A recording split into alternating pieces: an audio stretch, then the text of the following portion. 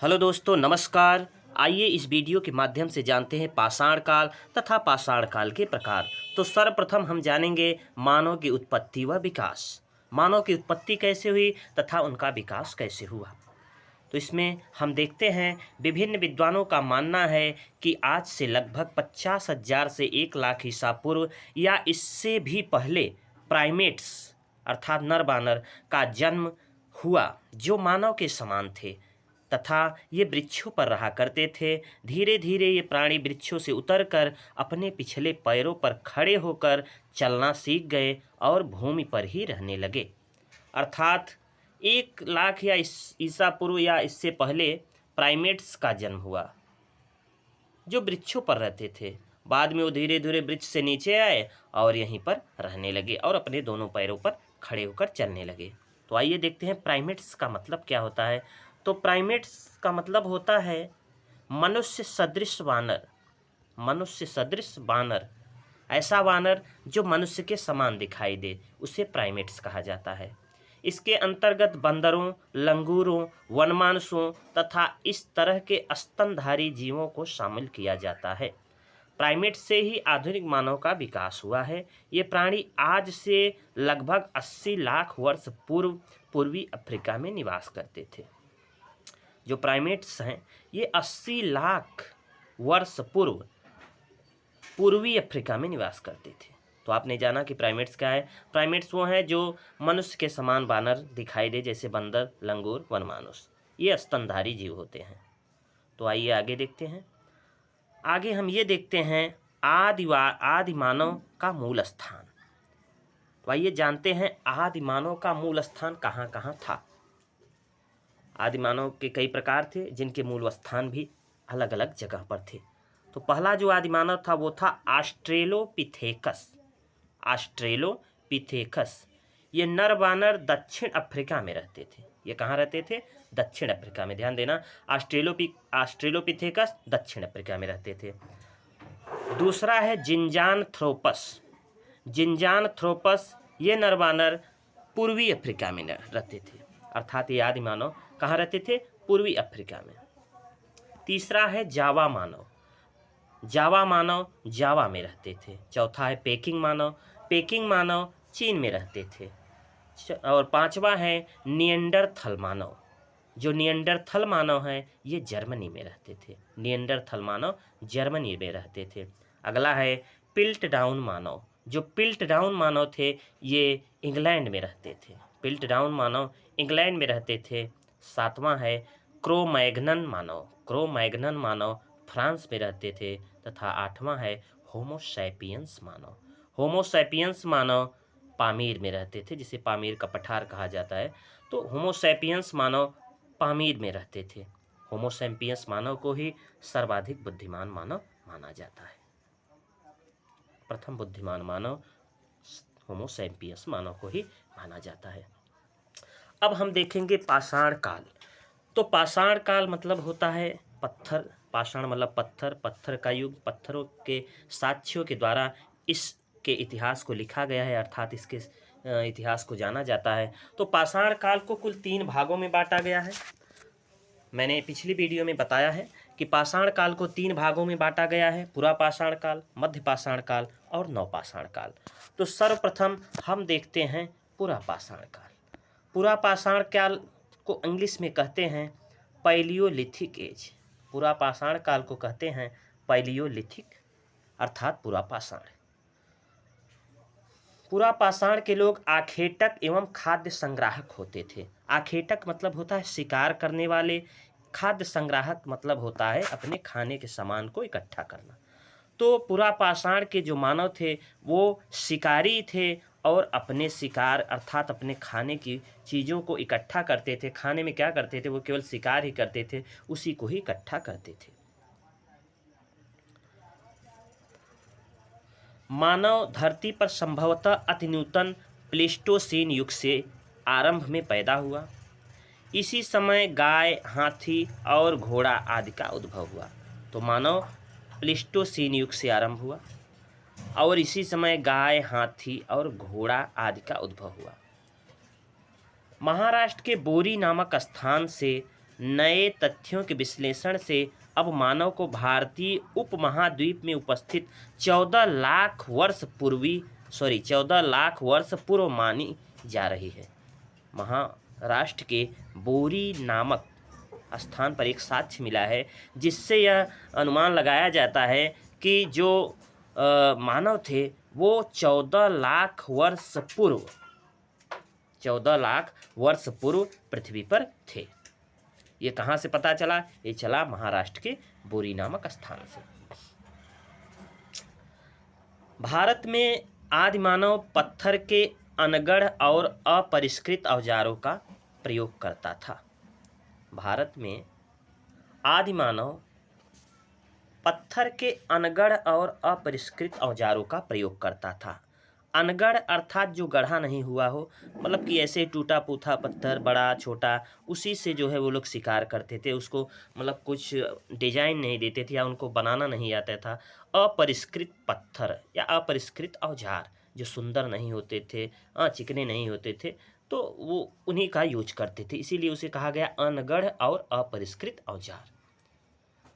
यह काल आखेटक एवं खाद्य संग्राहक काल था। मैंने अभी बताया कि आखेटक एवं खाद्य संग्रह अर्थात ये शिकार करते थे और उन्हें इकट्ठा करते थे, अर्थात अपने खाने की वस्तुओं को वो इकट्ठा करते थे। किस काल में? पुरापाषाण काल में। भारत में पुरापाषाण कालीन मानव के शारीरिक अवशेष कहीं से नहीं प्राप्त हुए हैं। शारीरिक अवशेष नहीं मिले हैं। ध्यान देना, पुरापाषाण काल में मानव के शारीरिक अवशेष नहीं मिले हैं। पुरापाषाण काल में मानव के शारीरिक अवशेष नहीं मिले हैं। इस काल में मानव का जीवन पद्धति केवल शिकार एवं खाद्य संग्रह पर निर्भर था, अर्थात ये लोग केवल शिकार करते थे और अपने खाद्य संग्रह अर्थात जो इकट्ठा करते थे उसी को खाते थे। मात्र इन्हीं पर इनका जीवन निर्धारित था। पुरापाषाण काल युग की 3 अवस्थाएं हैं। इन अवस्थाओं को 3 भागों में बांट दिया गया है, जिसमें है निम्न पुरापाषाण काल, मध्य पुरापाषाण काल और उच्च पुरापाषाण काल। निम्न पुरापाषाण काल, मध्य पुरापाषाण काल और उच्च पुरापाषाण काल। आप देख सकते हैं, निम्न पुरापाषाण काल, मध्य पुरापाषाण काल और निम्न उच्च पुरापाषाण काल। तो इनका जो समय है वो भी है। पहली अवस्था अर्थात निम्न पुरापाषाण काल की जो अवस्था है ये है 5 लाख ईसा पूर्व से 50,000 ईसा पूर्व। निम्न पुरापाषाण का समय जो माना गया है वो माना गया है 5 लाख ईसा पूर्व से 50,000 ईसा पूर्व। दूसरी अवस्था जो मध्य पुरापाषाण काल है उसका समय माना गया है 50,000 ईसा पूर्व से 40,000 ईसा पूर्व। 50,000 ईसा पूर्व से 40,000 ईसा पूर्व। और जो तीसरी अवस्था है उच्च पुरापाषाण काल, इसका जो समय माना गया है वो है 40,000 ईसा पूर्व से 10,000 ईसा पूर्व। 40,000 ईसा पूर्व से 10,000 ईसा पूर्व। ये जो है पुरापाषाण काल के 3 भाग हैं, तीनों भागों की अवस्थाएं हैं। एक बार फिर से सुन लीजिए, पुरापाषाण काल को 3 भागों में बांटा गया है, निम्न पुरापाषाण काल, मध्य पुरापाषाण काल, उच्च पुरापाषाण काल। निम्न पुरापाषाण काल का समय है 5 लाख ईसा पूर्व से 50,000 ईसा पूर्व। मध्य पुरापाषाण काल का समय है 50,000 ईसा पूर्व से 40,000 ईसा पूर्व और उच्च पुरापाषाण काल का समय है 40,000 ईसा पूर्व से 10,000 ईसा पूर्व। अब हम देखेंगे निम्न पुरापाषाण काल। तो निम्न पुरापाषाण का समय हमने बताया 5 लाख ईसा पूर्व से 50,000 ईसा पूर्व तक है। इस काल के मानव मूलतः क्वार्टजाइट पत्थर का उपयोग करते थे। इस काल के मानव मूलतः क्वार्टजाइट, ध्यान देना, अगर पूछा जाए क्वेश्चन में कि निम्न पुरापाषाण के लोग किस पत्थर का उपयोग करते थे, तो क्वार्टजाइट पत्थर का उपयोग करते थे। किस पत्थर का? क्वार्टजाइट पत्थर का उपयोग करते थे शिकार करने व अन्य कार्य में। और इस काल को उपकरणों के आधार पर 2 भागों में बांट दिया गया है। उपकरणों मतलब जो वे औजार बनाते थे पत्थरों के या होते थे, उनके आधार पर 2 भागों में बांट दिया गया है। पहला है चापर चापिंग जिसे पेबुल संस्कृति कहा जाता है, और दूसरा है हैंड एक्स। तो पहले हम देखते हैं चापर चापिंग। अब ये चापर चापिंग क्या है? ये चापर चापिंग पत्थर है। चापर चापिंग का मतलब होता है जैसे चपटा पत्थर होता था, वो औजार के रूप में प्रयोग करते थे, उसी को चापर चापिंग कहा गया है। इसे पेबुल संस्कृति भी कहा जाता है। इस संस्कृति से संबंधित उपकरण सर्वप्रथम पंजाब की सोहन नदी घाटी से प्राप्त हुए हैं। इसी कारण इसे सोहन संस्कृति भी कहा जाता है। ध्यान देना, निम्न पुरापाषाण काल में जो है चापर चापिंग अर्थात पेबुल संस्कृति को सोहन संस्कृति भी कहा जाता है। क्यों पड़ा नाम? क्योंकि नदी सोहन नदी घाटी है, और सोहन नदी घाटी से कुछ पत्थर मिले हैं, इन्हीं के आधार पर इनका नाम चापर चापिंग पड़ा है। अगला है हैंड एक्स संस्कृति। जो हैंड एक्स संस्कृति है, ये सर्वप्रथम मद्रास, जो आधुनिक चेन्नई के समीप, बाद मदुराई तथा अतिरमपक्कम से प्राप्त किए गए। इसे मद्रास संस्कृति भी कहते हैं। ध्यान देना, इस संस्कृति से संबंधित उपकरण सर्वप्रथम मद्रास में प्राप्त हुए। कहाँ पर? ये बाद मदुराई तथा अतिरमपक्कम से प्राप्त हुए, और इसे मद्रास संस्कृति भी कहते हैं। हैंड एक्स मतलब होता है हाथ की कुल्हाड़ी।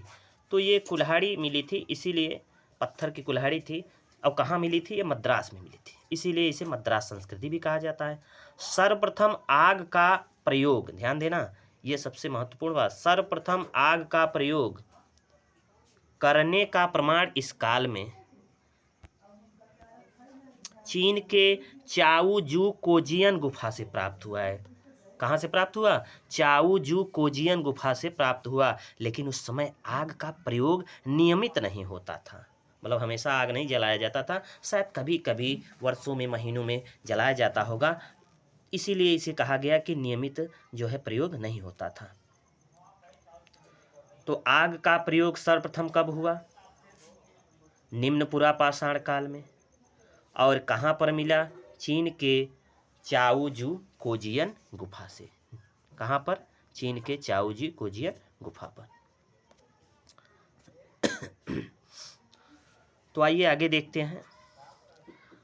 सर्वप्रथम रॉबर्ट ब्रूसफुट, अंग्रेज भूवैज्ञानिक एवं पुरातत्ववेत्ता ने, रॉबर्ट ब्रूसफुट ये अंग्रेज भूवैज्ञानिक एवं पुरातत्ववेत्ता थे। इन्होंने 1863 ईस्वी में मद्रास के पास पल्लवरम नामक स्थान से प्रथम हैंड एक्स हाथ की कुल्हाड़ी प्राप्त की थी। ध्यान देना, सर्वप्रथम अगर किसी ने साक्ष्य प्राप्त किया तो वो थे रॉबर्ट ब्रूसफुट। कब प्राप्त किया? 1863 में। कहाँ प्राप्त किया? मद्रास के पल्लवरम नामक स्थान पर। और वह क्या मिला था इन्हें मिला था हैंड एक्स अर्थात हाथ की कुल्हाड़ी। आरंभिक पुरापाषाण कालयुग के मुख्य स्थल पाकिस्तान में स्थित पंजाब की सोवन या सोहन नदी की घाटी में भी पाए जाते हैं। आरंभिक पुरापाषाण कालीन औजार उत्तर प्रदेश के मिर्जापुर जिले में बेलन नदी घाटी में पाए गए हैं। ध्यान देना, आरंभिक पुरापाषाण कालीन औजार उत्तर प्रदेश के मिर्जापुर जिले में बेलन नदी घाटी में पाए गए हैं। मध्य प्रदेश के भोपाल के पास भीमबेटका की गुफाओं और शैलाश्रयों मतलब चट्टानों से बने आश्रयों से औजार मिले हैं, जो लगभग 1 लाख ईसा पूर्व के हैं। मध्य प्रदेश में भीमबेटका की गुफा से जो है जो औजार मिले हैं, उनका समय जो है वो 1 लाख ईसा पूर्व है। मध्य नर्मदा घाटी के हथनौरा होशंगाबाद से एक मानव की खोपड़ी मिली। मध्य नर्मदा घाटी के हथनौरा से, ध्यान देना, हथनौरा से कहाँ से मिला? हथनौरा से मानव की खोपड़ी, सर्वप्रथम मानव की खोपड़ी हथनौरा से मिला। यह भारत का एकमात्र मानव जीवाश्म है। एकमात्र मानव जीवाश्म अर्थात मानव का कोई अस्तित्व मिला है तो भारत में कौन सा है? ये मानव की खोपड़ी है। कहाँ मिला? हथनौरा में, जो होशंगाबाद में है। हमने देखा पुरापाषाण काल, अब देखेंगे हमने देखा निम्न पुरापाषाण काल, अब देखेंगे मध्य पुरापाषाण काल। तो आइए देखते हैं मध्य पुरापाषाण काल। मध्य पुरापाषाण काल 50,000 ईसा पूर्व से 40,000 ईसा पूर्व तक है। मध्य पुरापाषाण काल में क्वार्टजाइट पत्थरों के स्थान पर जैस्पर, चर्ट, फ्लिंट आदि पत्थर प्रयुक्त होने लगे। अभी आपने देखा पिछले जो निम्न पुरापाषाण काल था वहाँ क्वार्टजाइट पत्थर प्रयोग में लाया जाता था, लेकिन अब मध्य पुरापाषाण काल में जैस्पर, चर्ट, फ्लिंट ये पत्थर प्रयोग में होने लगे। फलक उपकरण की प्रधानता के कारण इस काल को फलक संस्कृति की संज्ञा दी जाती है। फलक एक प्रकार का औजार होता है जिसे पत्थर को तोड़कर बनाया जाता है। फलक एक प्रकार का औजार होता था जिसे पत्थर को तोड़कर बनाया जाता है। मध्य पुरापाषाण काल में मुख्यतः पत्थर के फलकों से बनी औजारों का उपयोग होता था। इस युग के मुख्य औजार फलकों से बने विविध प्रकार के फलक, वेधनी, छेदनी और खुरचनी थे। इस युग में जो औजार थे उनका प्रमुख नाम था फलक, वेधनी, छेदनी और खुरचनी। ध्यान देना, इस काल में कुत्ते को पालतू बनाया गया। इस काल में कुत्ते को पालतू बनाया गया तथा श्रृंगार साधनों का प्रयोग होने लगा। सबसे बड़ी बात, श्रृंगार साधनों का प्रयोग होने लगा। इसके बाद हम देखते हैं उच्च पुरापाषाण काल। हमने देखा निम्न पुरापाषाण काल, मध्य पुरापाषाण काल, अब हम देखेंगे उच्च पुरापाषाण काल। उच्च पुरापाषाण काल का जो समय है यह है 40,000 ईसा पूर्व से 10,000 ईसा पूर्व तक। इस युग के उपकरण ब्लेड की तरह पतले व धारयुक्त होते थे। उच्च पुरापाषाण अवस्था के विश्वव्यापी संदर्भ में दो विशेषताएं हैं। इस काल के प्रमुख दो विशेषताएं हैं। ये विशेषताएं हैं चकमक उद्योग की स्थापना और आधुनिक मानव होमो सैपियंस का उदय। इसी काल में जो है आधुनिक मानव होमो सैपियंस का उदय होता है। हमने देखा पुरापाषाण काल तथा इसके तीनों स्वरूपों को। अब हम देखेंगे जो है मध्य पाषाण काल। पुरापाषाण काल में 3 प्रकार थे, निम्न पुरापाषाण काल, मध्य पुरापाषाण काल तथा उच्च पुरापाषाण काल। इसके बाद आता है मध्य पाषाण काल। ठीक है, मध्य पाषाण काल को इंग्लिश में मीसोलिथिक भी कहा जाता है। मीसोलिथिक अर्थात मध्य पाषाण काल। इस समय के लोग आखेटक और पशुपालक होते थे। पिछले आपने देखा पुरापाषाण काल के जो लोग थे वो आखेटक और खाद्य संग्राहक थे, लेकिन मध्य पाषाण में अब लोग आखेटक और पशुपालक हो गए, अर्थात पशु भी पालने लगे। प्रस्तर युगीन संस्कृति में 9000 ईस्वी में एक मध्यवर्ती अवस्था का आरंभ हुआ जिसे मध्य पाषाण युग कहा गया। यहाँ 9000 ईसा पूर्व होना चाहिए, तो 9000 ईसा पूर्व में एक मध्यवर्ती अवस्था का आरंभ हुआ जिसे मध्य पाषाण युग कहा गया। यह पुरापाषाण युग तथा नवपाषाण युग के बीच का संक्रमण युग था। भारत में मध्य पाषाण काल के विषय में जानकारी सर्वप्रथम C.L. कार्लाइल द्वारा 1867 ईस्वी में विंध्य क्षेत्र से लघु पाषाण काल उपकरण खोजे जाने से हुई। विंध्य क्षेत्र से एक लघु पाषाण उपकरण मिला। ये कब मिला? 1867 में। किसने खोजा? C.L. कार्लाइल ने। मध्य पाषाण युग के लोग शिकार करते थे, मछली पकड़ते थे और खाद्य वस्तुओं का संग्रह करते थे। यही इनका जीवन यापन था। मध्य पाषाण युग के लोग शिकार, मछली पकड़कर, खाद्य वस्तुओं का संग्रह कर कर जीवन यापन करते थे। मध्य पाषाण युग के विशिष्ट औजारों में सूक्ष्म पाषाण के बहुत छोटे औजार माइक्रोलिथ प्रमुख है। माइक्रोलिथ मतलब सूक्ष्म औजार, सूक्ष्म पाषाण। इस काल में जो है छोटे छोटे औजार बने हैं, इसीलिए इसे माइक्रोलिथ एज भी कहा जाता है। मध्य पाषाण युग को माइक्रोलिथ एज भी कहा जाता है। मध्य पाषाण काल स्थल राजस्थान, दक्षिणी उत्तर प्रदेश, मध्य और पूर्वी भारत में अत्यधिक मात्रा में पाए गए हैं। इसके अतिरिक्त कुछ स्थल दक्षिण भारत में कृष्णा नदी के दक्षिण में भी पाए गए हैं। भारत में मानव अस्थिपंजर मध्य पाषाण काल से ही प्राप्त होने लगे। भीलवाड़ा जिले में कोठारी नदी के तट पर स्थित बागोर भारत का सबसे बड़ा मध्य पाषाणिक स्थल है। ध्यान देना, भीलवाड़ा जिले में कोठारी नदी के तट पर स्थित बागोर भारत का सबसे बड़ा मध्य पाषाणिक स्थल है। मध्य प्रदेश में आदमगढ़ और राजस्थान में बागोर पशुपालन के प्राचीनतम साक्ष्य मिले हैं, जिसका समय लगभग 5000 ईसा पूर्व हो सकता है। मध्य प्रदेश के आदमगढ़ और राजस्थान के बागोर में पशुपालन का साक्ष्य मिला है। ध्यान देना, मध्य प्रदेश के आदमगढ़ और राजस्थान के बागोर में पशुपालन का साक्ष्य मिला है।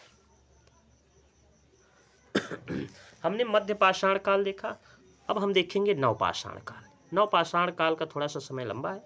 समय क्या लंबा है, इसमें कुछ ज़्यादा जो है कंटेंट है, और क्योंकि ये समझ लो एक नया युग प्रारंभ हुआ था, इसीलिए इसे नवपाषाण काल भी कहा जाता है। इसमें काफ़ी विकास हुए थे पाषाण काल के अंतर्गत। तो देखते हैं, नवपाषाण काल को नियोलिथिक भी कहा जाता है। नवपाषाण काल को नियोलिथिक एज भी कहा जाता है। यहाँ के लोग क्या हो गए, अभी तो आपने देखा कि आखेटक होते थे, खाद्य संग्राहक होते थे, और उसके बाद पशुपालक हुए, लेकिन अब खाद्य उत्पादक हो गए। अब खाद्य उत्पादक, अब वो पैदा करने लगे, अपने भोजन को पैदा करने लगे, अर्थात खेती भी करने लगे। कब? नवपाषाण काल, जिसे नियोलिथिक एज भी कहा जाता है। यूनानी भाषा का नियो शब्द मतलब नवीन के अर्थ में प्रयुक्त होता है, इसलिए इस काल को नवपाषाण काल कहा जाता है। भारत में नवपाषाण काल से संबंधित पुरातात्विक खोज प्रारंभ करने का श्रेय डॉक्टर प्राइमरोज को जाता है, जिन्होंने 1842 ईस्वी में कर्नाटक के लिंगसुगुर नामक स्थल से इस युग के कुछ उपकरण खोजे थे। सर्वप्रथम 1860 ईस्वी में ला मसूरिये ने इस काल के प्रथम प्रस्तर उपकरण उत्तर प्रदेश की टोंस नदी घाटी से प्राप्त किए थे। सर्वप्रथम 1860 में ला मसूरिये ने इस काल में प्रथम प्रस्तर उपकरण उत्तर प्रदेश की टोंस नदी से प्राप्त किए।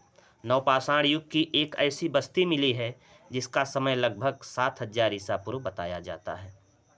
नवपाषाण काल युग में एक बस्ती मिली है जिसका समय 7000 ईसा पूर्व बताया जाता है। नवपाषाण युगीन प्राचीनतम बस्ती पाकिस्तान में स्थित बलूचिस्तान प्रांत के मेहरगढ़ में है। बलूचिस्तान प्रांत के मेहरगढ़ में है। लिंगसुपुर नामक स्थल से इस युग के कुछ उपकरण खोजे थे, अभी मैंने बताया डॉक्टर मसूरिये ने। और बलूचिस्तान प्रांत से मेहरगढ़ में जो है यहाँ पर बस्ती मिली, मतलब रहने का साक्ष्य मेहरगढ़ से प्राप्त किया गया। मेहरगढ़ में कृषि के प्राचीनतम साक्ष्य मिले हैं। मेहरगढ़ से ही कृषि मतलब खेती का अगर प्राचीनतम साक्ष्य देखा जाए तो मेहरगढ़ से ही मिला है। इलाहाबाद में स्थित कोल्डिहवा एकमात्र ऐसा नवपाषाण युगीन स्थल है जहाँ से चावल या धान के प्राचीनतम साक्ष्य प्राप्त हुए हैं।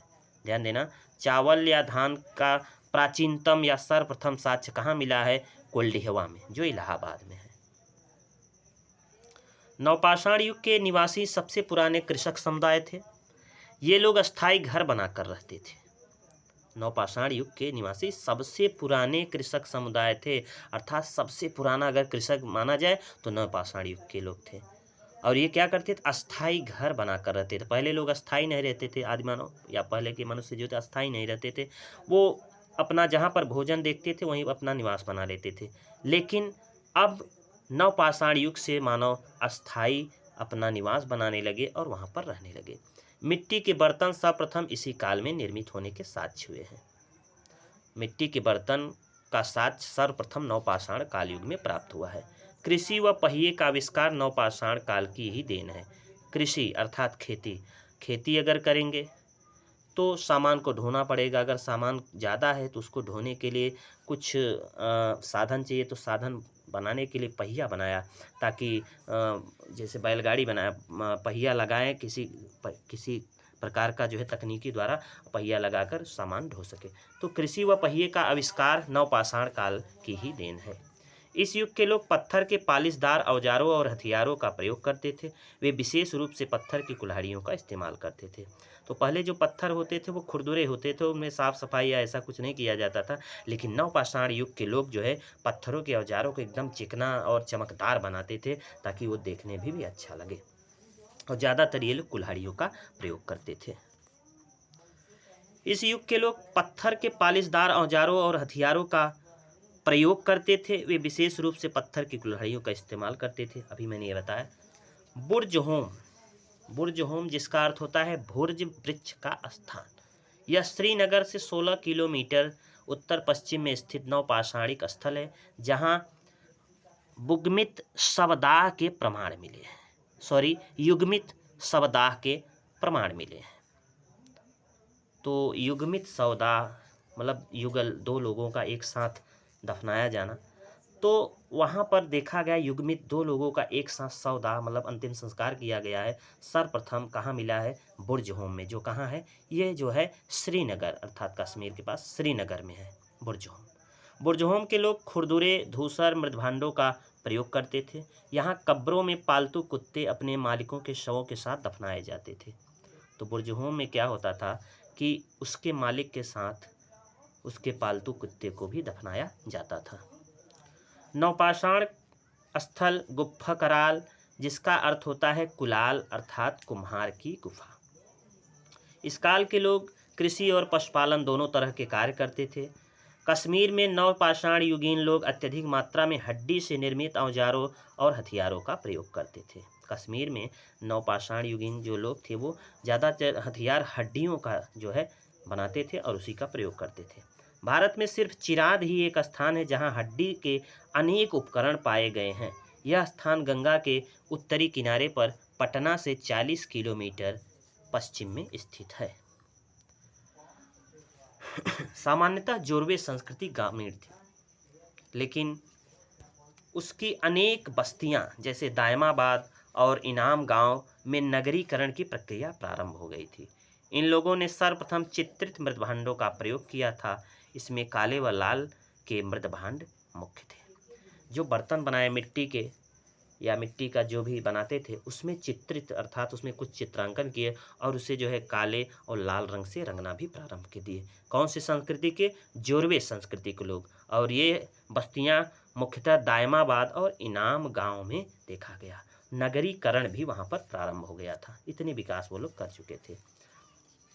ताम्रपाषाण युग के लोग सामान्यतः पक्की ईंटों से परिचित नहीं थे, जिनका प्रयोग कभी कभी होता था। ताम्रपाषाण युग के लोग मात्र देवी की पूजा करते थे। ताम्रपाषाण का अर्थ होता है ताम्र, तांबा, पाषाण मतलब पत्थर। जब तांबा और पत्थर दोनों मिलाकर हथियार बनाने लगे तो उसी युग को ताम्रपाषाण कहा गया था। कहीं कहीं कच्ची मिट्टी की नग्न मूर्तियों की भी पूजा होती थी। इनाम गांव में बड़ी मात्रा में मात्र देवी की प्रतिमाएं मिली हैं। मात्र देवी की प्रतिमाएं सबसे ज़्यादा इनाम गांव में मिली हैं। जलीलपुर जो पाकिस्तान में है, जहां से मछली पकड़ने का साक्ष्य, जाल डुबाने की पक्की मिट्टी की गुहिकाएं मिली हैं।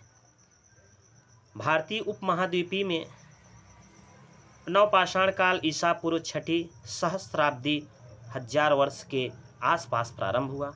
चावल, गेहूं एवं जौ आदि अनेक महत्वपूर्ण फसलें इस उपमहाद्वीप में इसी अवधि से उगाई जाने लगी। नवपाषाण काल में कृषि के प्राचीनतम साक्ष्य के अंतर्गत गेहूं की 3 व जौ की 2 किस्मों की खेती व कच्ची ईंटों से आयताकार मकान के साक्ष्य मिले हैं। हमारा वीडियो देखने के लिए धन्यवाद। अगर वीडियो अच्छा लगा हो तो लाइक, शेयर और सब्सक्राइब जरूर करें।